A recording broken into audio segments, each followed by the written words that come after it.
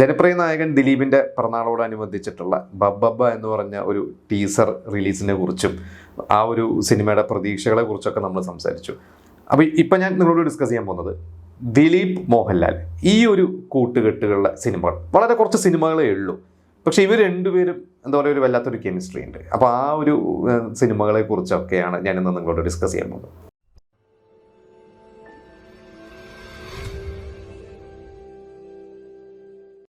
ലാലേട്ടൻ്റെ ഒരു ഭാഗ്യവർഷമായിരുന്നു 1991. കാരണം ആ വർഷമാണ് ലാലേട്ടന് മികച്ച നടനുള്ള നാഷണൽ അവാർഡ് കിട്ടുന്നത്. അതിനു മുമ്പ് 89 കിരീടം എന്നുള്ള സിനിമയ്ക്ക് സ്പെഷ്യൽ ജൂറി അവാർഡ് നാഷണൽ ലെവലിൽ കിട്ടിയിട്ടുണ്ട്. പക്ഷേ ഒരു മികച്ച നടനുള്ള ഒരു മെയിൻ അവാർഡ് കിട്ടുന്നത് ആദ്യമായിട്ടാണ്. ആ വർഷം ലാലേട്ടന് സ്റ്റേറ്റ് അവാർഡും കിട്ടിയിട്ടുണ്ട്. അപ്പോൾ കുറേ നല്ല സിനിമകൾ ലാലേട്ടന് ആ വർഷം ഉണ്ടായിരുന്നു. നമ്മൾ ഇന്നും റിപ്പീറ്റായിട്ട് കാണുന്ന കുറേ സിനിമകൾ, അതിൽ കിലുക്കമുണ്ട്, ഭരതമുണ്ട്, അഭിമന്യു ഉണ്ട്, അങ്ങനെ കുറേ സിനിമകളുണ്ട് അതിൽ, ഉള്ളടക്കം.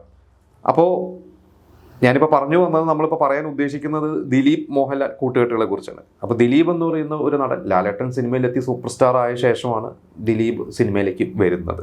പക്ഷേ അദ്ദേഹം നമുക്കറിയാം മിമിക്രി താരമായി വന്നു, പിന്നീട് അസിസ്റ്റന്റ് ഡയറക്ടറായിട്ടാണ് അദ്ദേഹം സിനിമയിലേക്ക് ചോദിക്കുന്നത്. അപ്പോൾ ദിലീപ് എന്ന് പറയുന്ന ഒരു വ്യക്തിയുടെ സിനിമാ ജീവിതം ആരംഭിക്കുന്നത് 1991 തന്നെയാണ്. ഈ പറഞ്ഞ ലാലേട്ടൻ്റെ കരിയറിൽ ഒരു വലിയൊരു പ്രത്യേകത നിറഞ്ഞൊരു വർഷമാണ് ദിലീപ് എന്ന് പറയുന്ന നടൻ അദ്ദേഹം ചുവട് വയ്ക്കുന്നത്.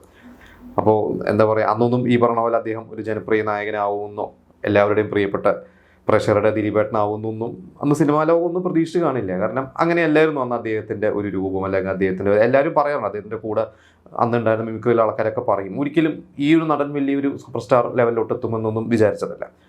അന്ന് ആദ്യമായിട്ട് ദിലീപ് ക്ലാപ്പ് അടിച്ചത് ഒരു മോഹൻലാൽ സിനിമയ്ക്ക്, അന്ന് വിഷ്ണു ലോകം എന്ന് പറയുന്ന സിനിമ. അതിലാണ് കമൽ അസിസ്റ്റന്റ് ഡയറക്ടറായിട്ട് വർക്ക് ചെയ്യുന്നത്, ആദ്യമായിട്ട് ജോയിൻ ചെയ്യുന്നത്.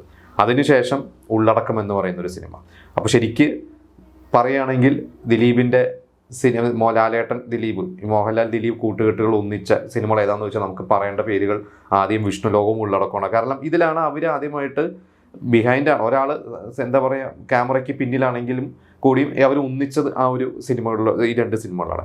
അത് കഴിഞ്ഞിട്ട് പിന്നീട് അദ്ദേഹം കുറേ അസിസ്റ്റന്റ് ഡയറക്ടറായിട്ട് ദിലീപ് കുറേ സിനിമകൾ വർക്ക് ചെയ്തിട്ടുണ്ടെങ്കിൽ മോഹൻലാലിൻ്റെ കൂടെയൊന്നും അധികം സിനിമകൾ വർക്ക് ചെയ്തിട്ടില്ല. കാരണം കമൽ മോഹൻലാൽ ഒരു സിനിമ പിന്നെ കുറേ വർഷങ്ങൾക്ക് ശേഷം അയാൾക്ക് അത് എഴുതുകയാണ് സംഭവിക്കുന്നത്. പിന്നെ ദിലീപ് സിനിമയിലേക്ക് വന്നു, നടനായി ഈ പറഞ്ഞ സഹനടൻ വേഷങ്ങളും കോമഡി വേഷങ്ങളൊക്കെ ചെയ്ത് പിന്നീട് നായകനായി സല്ലാപം എന്ന് പറയുന്ന ഒരു സിനിമയിലൂടെ അദ്ദേഹം എസ്റ്റാബ്ലിഷ്ഡ് ആയിട്ടുള്ള ഒരു നായകൻ, എന്താ പറയുക, ആ ഒരു നായക ലെവലിൽ തന്നെ എത്തി. അത് കഴിഞ്ഞിട്ടും അദ്ദേഹം ഈ പറഞ്ഞ പോലെ കൂട്ടക്കളിയൊക്കെ ചെയ്തിട്ടുണ്ട്.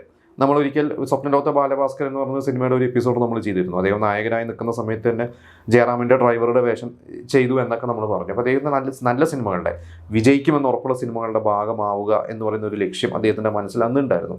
അതിലുള്ളൊരു സിനിമയായിരുന്നു 97 റിലീസ് ചെയ്ത വർണ്ണപ്പകിട്ട്.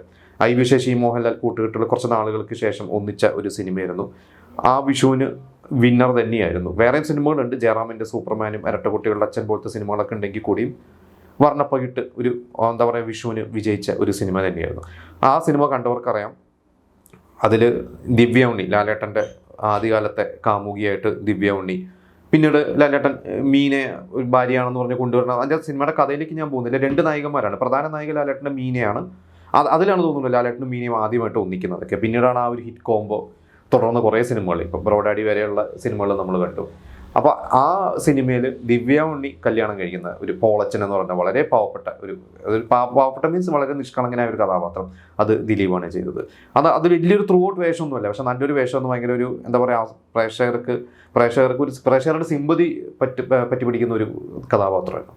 അപ്പോൾ അതിൽ അത്യാവശ്യം ഇവർ തമ്മിൽ കോമ്പിനേഷൻ അധികം സീൻസ് ഒന്നും ഇല്ലെങ്കിലും ഉണ്ട്. ഇവർ ഒരുമിച്ച് ഫ്രെയിമിൽ വരുന്നൊക്കെ ഉണ്ടെന്നാണ് എൻ്റെ ഓർമ്മ. ഞാൻ സിനിമ കണ്ടിട്ട് കുറച്ച് കാലമായി. എന്തായാലും വർണ്ണപ്പകിട്ടിലാണ് ഇവർ രണ്ടുപേരും നമ്മൾ ഒരുമിച്ച് ശരിക്കും സ്ക്രീനിൽ ആദ്യമായിട്ട് കണ്ടത്. പിന്നീട് നമുക്കറിയാം ദിലീപ് പഞ്ചാബി യൂസും ജോക്കറും ഡാർലിംഗ് തെങ്കാശിപ്പട്ടണം പോലത്തെ സിനിമകളിലൂടെയൊക്കെ അദ്ദേഹം ഒരു മുൻനിര നായകനായിട്ട് മാറുന്നു. അപ്പുറത്ത് ലാലേട്ടൻ സൂപ്പർ സ്റ്റാറായിട്ട് തന്നെ തിളങ്ങി നിൽക്കുന്നു. പിന്നെ അവർ രണ്ടുപേരെയും വീണ്ടും ഒന്നിപ്പിച്ചത് കമൽ ലോഹിദാസ് കൂട്ടുകെട്ടുള്ള സിനിമയായിരുന്നു ചക്രം. പക്ഷെ നമുക്കറിയാം ആ സിനിമ തുടങ്ങി കുറച്ച് നാളുകൾക്ക് ശേഷം 10 ദിവസം ഷൂട്ട് ചെയ്ത ശേഷം ആ സിനിമ ഷൂട്ടിംഗ് നിന്നു. ആ സിനിമ പിന്നെ ഡ്രോപ്പായി. അതേ കഥ പിന്നീട് ലോഹിദാസ് സംവിധാനം ചെയ്ത് പൃഥ്വിരാജിനെയും നമ്മുടെ നൂലുണ്ട വിജീഷിനെയും വെച്ചിട്ടാണ് ആ ഒരു സിനിമ ചെയ്തത്. അപ്പോൾ നമുക്ക് ദിലീപ് മോഹൻലാലിനെ അന്ന് ഒരുമിച്ച് കാണാമായിരുന്നു. ശരിക്കും അന്ന് സംഭവിച്ചില്ല.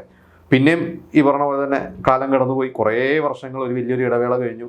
അത് കഴിഞ്ഞിട്ട് പിന്നെ 2020 എന്ന് പറയുന്ന സിനിമയിൽ, ആ ഒരു സിനിമയിൽ എല്ലാവരും ഉണ്ട്. പക്ഷേ 2020 ഒരു ചേട്ടനനിയൻ എന്ന് പറയുന്ന ആ ഒരു കോംബോ നമുക്കറിയാം. ദിലീപ് മോഹൻലാൽ ആ ഒരു കൂട്ടുകെട്ടിലെ നമ്മൾ ഇന്നും ഓർക്കുന്ന കുറേ രസകരമായിട്ട് സീനുകൾ, വളരെ കുറച്ച് സീൻസ് ഉള്ളെങ്കിലും നല്ലൊരു കെമിസ്ട്രി അവർ തമ്മിൽ വർക്കൗട്ട് ആയിട്ടുണ്ടാകും ആ സിനിമയും കാണാത്ത മലയാളികൾ ഉണ്ടാവില്ല. അത് കഴിഞ്ഞ് പിന്നെ അധികം ഇടവേള വന്നില്ല. 2011 ചൈന ടൗൺ എന്ന് പറയുന്ന ഒരു സിനിമയിൽ ഇതേപോലെ തന്നെ അവർ ഒരുമിച്ചു. അതിൽ ഈ പറഞ്ഞ പോലെ മോഹൻലാൽ, ജയറാം, ദിലീപ് ഇവർ 3 പേരും ഒരുമിച്ച്, എനിക്കൊണ്ട് ആ സിനിമയിൽ ത്രൂ ഔട്ട് 80% സീൻസിലും ഇവർ 3 പേരും ഒരുമിച്ചിട്ട് അതിൽ അത്യാവശ്യം നല്ല രസമായിട്ട് പ്രേക്ഷകർ എൻജോയ് ചെയ്താണ് അവരുടെ കോമഡിയും കാര്യങ്ങളൊക്കെ. പിന്നെ എനിക്കൂടെ അത് കഴിഞ്ഞിട്ട് കുറച്ച് വർഷം കഴിഞ്ഞിട്ട് കടൽക്കടത്തൊരു മാത്തുക്കുട്ടി എന്ന് പറഞ്ഞൊരു സിനിമയിൽ അതിൽ പക്ഷേ അത് നമുക്ക് ഇവർ ഒരുമിച്ചു എന്ന് പറയാൻ പറ്റില്ല. കാരണം അതിൽ മോഹൻലാലായിട്ടും ദിലീപായിട്ടും അഭിനയിച്ചത് നമുക്കറിയാം. മാത്തുക്കുട്ടി എന്ന് പറയുന്ന മമ്മൂട്ടി ചെയ്ത കഥാപാത്രം ഒരു അമ്മയുടെ സ്റ്റേജ് ഷോൻ്റെ റിഹേഴ്സൽ നടക്കുന്ന അവിടെ വന്ന് ഇവരെയൊക്കെ താരങ്ങളെ കാണുന്നതാണ്. അപ്പോൾ നമുക്ക് അതിൽ ഒന്നിച്ചു എന്ന് പറയാൻ പറ്റില്ല. പക്ഷേ ചൈന ടൗൺ ആണ് എൻ്റെ മനസ്സിൽ എപ്പോഴും നിൽക്കുന്ന ഇവരുടെ ഒരു കോംബോയിലേറ്റും എനിക്ക് പ്രിയപ്പെട്ട ഒരു സിനിമ എന്ന് പറയുന്നത്. അപ്പോൾ എന്തായാലും ഇവർ രണ്ടുപേരും നമുക്കറിയാം ഒന്നിച്ച വളരെ വിരലെണ്ണാവുന്ന സിനിമകളേ ഉള്ളൂ. ഇപ്പം നമ്മൾ പറഞ്ഞു, വേറെ സിനിമകളൊന്നും എൻ്റെ അറിവിലില്ല. ഇനി എന്തെങ്കിലും ഞാൻ മിസ്സായിട്ടുണ്ടെങ്കിൽ നിങ്ങളത് കമൻറ്റ് ചെയ്യുക. എന്തായാലും ഇപ്പോൾ നമ്മൾ പ്രതീക്ഷയോടെ കാത്തിരിക്കുന്ന ഇനിയിപ്പോൾ ഉടനെ ഇറങ്ങാൻ പോകുന്ന ഡിസംബറിൽ ഇറങ്ങാൻ പോകുന്ന ബബ്ബ തന്നെയാണ്. അപ്പോൾ അതിൽ ഈ പറഞ്ഞ എല്ലാ സിനിമകളിലും കാട്ടും എന്താ പറയുക, അതിനപ്പം എല്ലാത്തിനെയും കടത്തി വെട്ടുന്ന ഒരു സിനിമയാവട്ടെ, കടത്തി വെട്ടുന്ന ഇവരുടെ ഒരു കോംബോ ആവട്ടെ. എന്തായാലും ഞാൻ അതിന് വെയിറ്റിംഗ് ആണ്. നമ്മളെല്ലാവരും അത് നിങ്ങളൊക്കെ വെയിറ്റിംഗ് ആണെന്ന് എനിക്കറിയാം. നമുക്ക് ഡിസംബറിൽ ആ സിനിമ കണ്ടിട്ട് നമുക്ക് ഇനി വീണ്ടും ഇതിനെക്കുറിച്ച് നമുക്ക് വീണ്ടും ഡിസ്കസ് ചെയ്യാം.